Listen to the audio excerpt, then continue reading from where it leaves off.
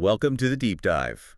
Okay, Apple's latest announcements. Wow, a lot to unpack there. Lots of buzz. There really is. And today, well, we're going to cut through all that noise. Right. Get straight to what actually matters for you, the user, with this new iPhone 17 lineup. Exactly. Think of this as your shortcut. We've gone through everything, the official Apple stuff, Tom's Guide, CNET reviews, GSMA analysis, even Reddit threads and McRumors. All the usual suspects. Pretty much. And the goal is to pull out the key facts, the really surprising bits, and just what it all means, you know, the aha moments you need, especially if you're maybe thinking about making a quick video about the new phones. Perfect. Okay, let's dive right in. The standard iPhone 17, Apple's calling it their most affordable flagship. Right. Starts at $799, but that's with a carrier discount, keep in mind. Yeah. And good news on storage. Oh, yeah. 256 GB base now, finally.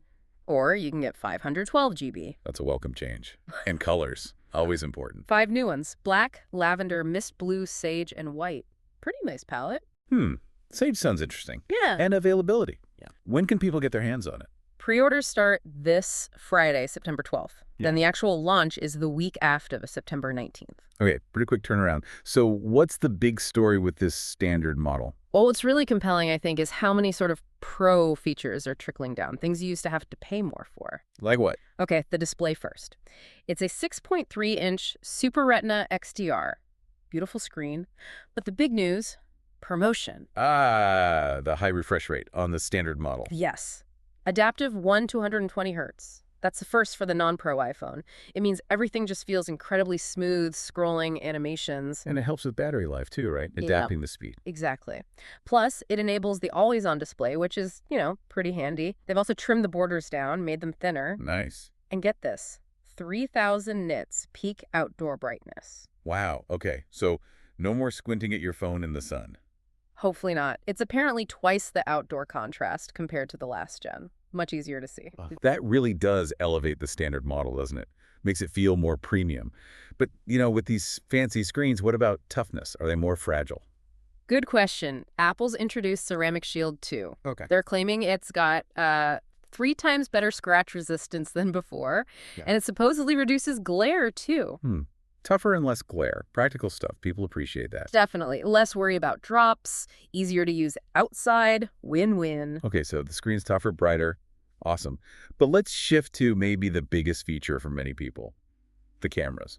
What are we seeing there?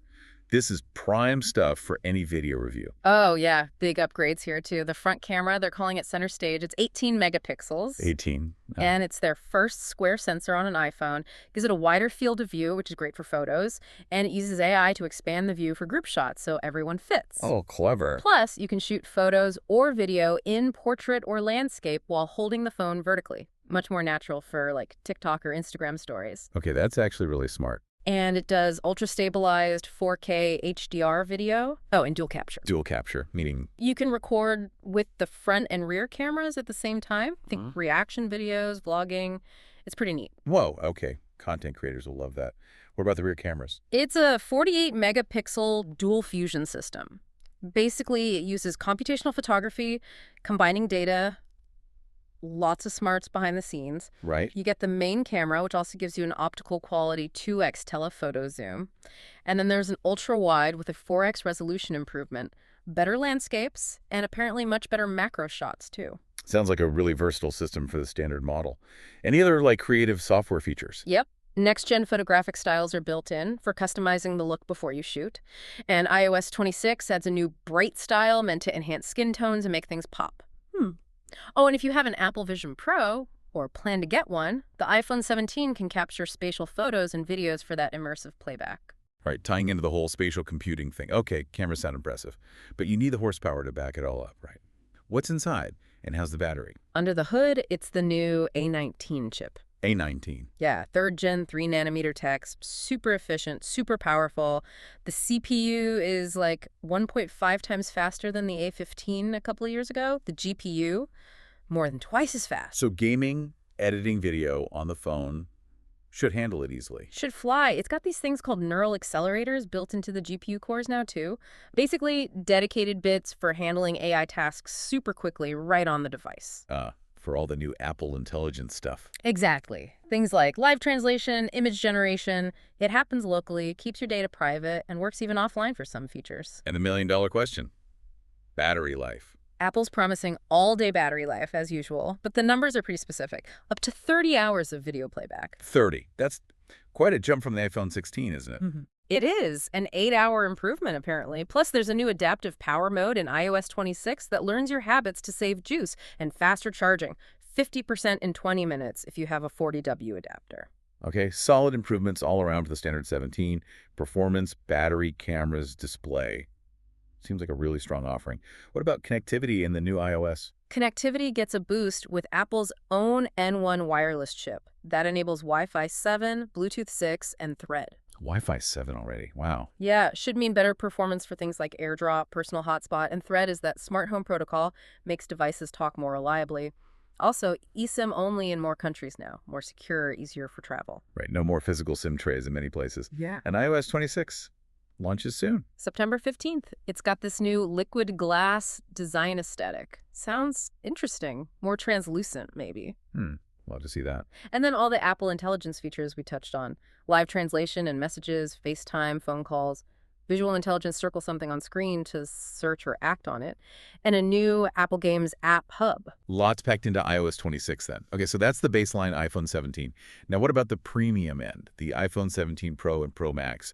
These are the ones getting called the biggest changes in years. Yeah, and they definitely look different. Refreshed two-tone design is the headline. Two-toned. How so? Well, here's the really surprising thing. The Pros. They're actually ditching the titanium frame from the 16 Pro. Wait, what? They're going back to aluminum? Yep, aluminum frame, but with a ceramic shield back casing. That combo contributes to the two-tone look. It's unexpected, right? Especially when, as we'll see, the new Air model gets titanium. That is weird. Any idea why? Hard to say for sure. Maybe cost, maybe thermal properties with the ceramic back, maybe just aesthetics. Apple's challenging what pro material means, I guess. You also notice the camera bump is way bigger, stretches almost side to side. Huh, a bold look. So aluminum frame, how does that affect the price? Do they pass savings on? Not exactly. The iPhone 17 Pro starts at $1,099. That's a $100 increase on the starting price. Ouch. But it now starts at 256 GB of storage.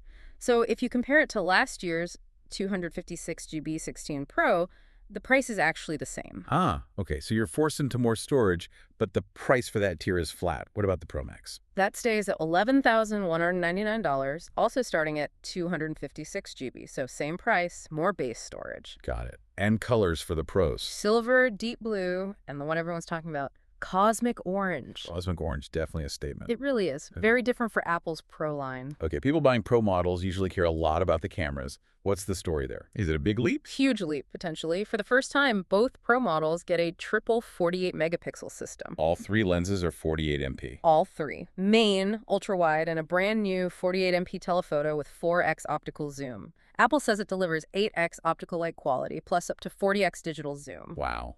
That sounds incredibly flexible. And for the serious video folks, you get ProRes RAW, Log 2 support, and even Genlock support for syncing multiple cameras in Pro setups. Okay, truly pro video features then. And the front camera. Same 18MP center stage camera as the standard 17, which is still a great upgrade. Absolutely. Now with Pro performance, we expect the best chip. Is it just the A19 or? It's the A19 Pro, so presumably beefier, 6-core CPU, 6-core GPU. Still got the neural accelerators. But the key difference for performance might be cooling. Oh. They've added a new vapor chamber cooling system. Ah, like in gaming laptops. Sort of, yeah. Designed to dissipate heat better so the phone can sustain peak performance for longer without throttling.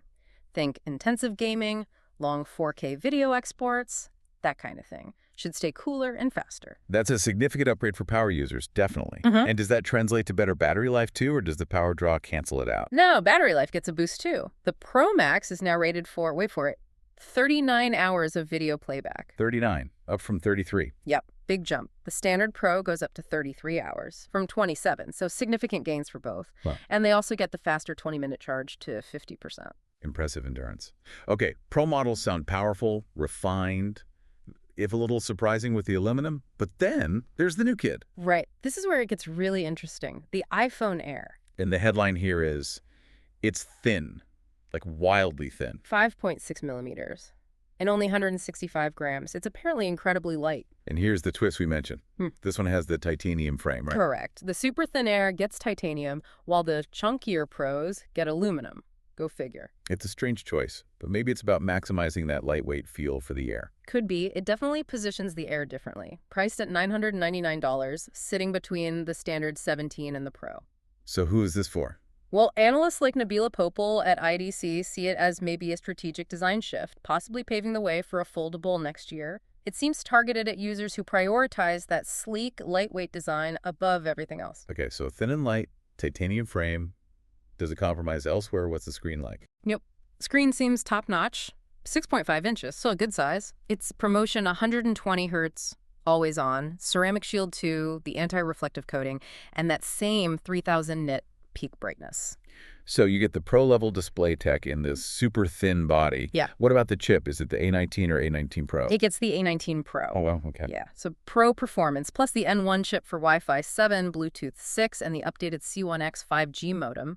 Apple's calling it their most power-efficient iPhone ever made. With that thinness, battery must be a concern, though. They claim all-day battery life, helped by the adaptive power mode in iOS 26. Yeah. And there's an optional MagSafe battery pack designed for it, presumably. Makes sense, and cameras on the Air. It gets a 48-megapixel fusion camera on the back, similar to the standard 17's main sensor, offering 2x telephoto, and the same 18MP center stage front camera. So not the triple lens Pro system, but still very capable. It's a fascinating new option. Premium feel, pro power, but ultra thin. Exactly. A different kind of premium focus. Really curious to see how people respond to it. Me too. Okay, shifting focus a bit from the hardware. Let's talk about the software in the bigger picture. iOS 26 and Apple Intelligence. That's a huge part of the story this year. Absolutely. iOS 26, landing September 15th, is the glue.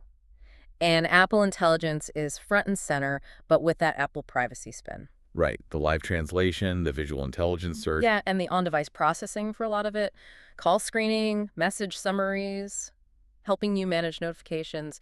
It's AI, but framed around usefulness and privacy. But there has been some debate, hasn't there, about whether Apple's really leading on AI. There has. Some analysis, like CBC News pointed out, noted the event didn't heavily feature Apple's own foundational AI models doing everything. They're still integrating third-party stuff like ChatGPT, Google Search for certain features. So the question is, are they lagging behind Google's Gemini or Microsoft's Copilot in terms of in-house AI development? That's the debate. Apple's pitch is basically AI for the rest of us, focusing on practical features integrated seamlessly and privately. It's a different approach. Less about showcasing raw AI power, more about user experience. Time will tell how it stacks up. It's definitely a strategic choice. Okay, on a later note, you can't have new iPhones without new accessories. What's Apple tempting us with this year? Well, you've got the usual suspects, updated clear cases, silicone cases with MagSafe in new colors, $49 each. Standard stuff. Anything more interesting? Actually, yes, there's a new crossbody strap. Oh, like to wear your phone. Exactly. It attaches to the silicone case, lets you carry it hands-free. Comes in 10 colors, made from recycled yarn, $59. Huh. That's actually pretty practical. I can see people using that at concerts or just out and about. Yeah, seems like a smart addition. They also have a new 40W dynamic power adapter for that faster charging and updated Q2 25W MagSafe chargers. Good to see Q2 becoming more standard. And quickly, any environmental updates with this lineup? Yep. Apple continues to push on that front. The iPhone 17 uses 30% recycled content overall. That includes 85% recycled aluminum in the frame, 100% recycled cobalt in the battery. That's significant. And manufactured using 35% renewable electricity, all part of their goal to be carbon neutral by 2030. Good to see them continuing that focus. Okay, so that covers the now. Let's look ahead. What are the big industry trends shaping where phones might go next? And what are the juicy rumors? Well, GSMA intelligence data paints a picture of just more. Mobile data traffic tripling by 2030, partly driven by AI stuff. Smartphones dominating connections even more, 91% by 2030. Wow. 5G adoption overtaking 4G globally by 2028. And a huge focus for operators is energy efficiency, while AI opens up new business uses for mobile tech. It's a fast-moving space. And Apple's navigating that. Which brings us to the rumors. Reddit, McRumors is always buzzing. Yeah. What's the word on the street for iPhone 18 and beyond? Okay, one persistent rumor is a split release schedule starting maybe in 2026. Split release. The idea is Pro, Air, and maybe that foldable model in the fall. Then the standard iPhone, and maybe a cheaper Ease model in the spring. spreading things out. Interesting strategy. Keep the buzz going year-round. Yeah. And the foldable. That's the big one, isn't it? Fall 2026. That's the current time frame being floated, and the rumor is they're aiming for a nearly invisible crease using a really high-quality hinge. That'd be a huge selling point. Definitely. What else? Under-display Face ID, maybe? Yeah, that keeps popping up for future Pro models. Get rid of the notch or dynamic island entirely. Also talk of a variable aperture main camera, more like a DSLR lens. Ooh, that would be cool. A new C2 chip for even better 5G, and eventually an A20 chip on a 2-nanometer process. Maybe even a crazy 200-megapixel camera sensor down the line. Wild stuff. Of course, the foldable price. Yes. As one Reddit comment apparently put it, trading in might require an iPhone 16 Pro Max and a kidney. Sounds about right. Better start saving or making some tough organ donation decisions. Let's hope it's not that bad. Okay, wow. What a journey through the iPhone 17 landscape. From the baseline 17 getting some serious Pro features to that super sleek new Air and the powerhouse Pro and Pro Max. Apple's really covering a lot of ground. They really are. It feels like whether you prioritize the camera tech, for making videos or photos, or you need that raw gaming performance, or maybe you just want something incredibly thin and light, there's sort of an iPhone aimed right at you now. It's true. The lineup feels more diverse than ever. Definitely a wider spread of options and priorities. Which does make you think, doesn't it? With all these different models, the Standard, the Air, the Pro, each carving out its own niche. What does that even mean for the idea of a standard iPhone anymore? And how might having these distinct choices shape how you use technology in the future? That's a great question to ponder. Something to think about. Well, thank you for joining us on this deep dive. We hope you feel fully up to speed on everything iPhone 17. Yeah, I hope this helps you make sense of it all.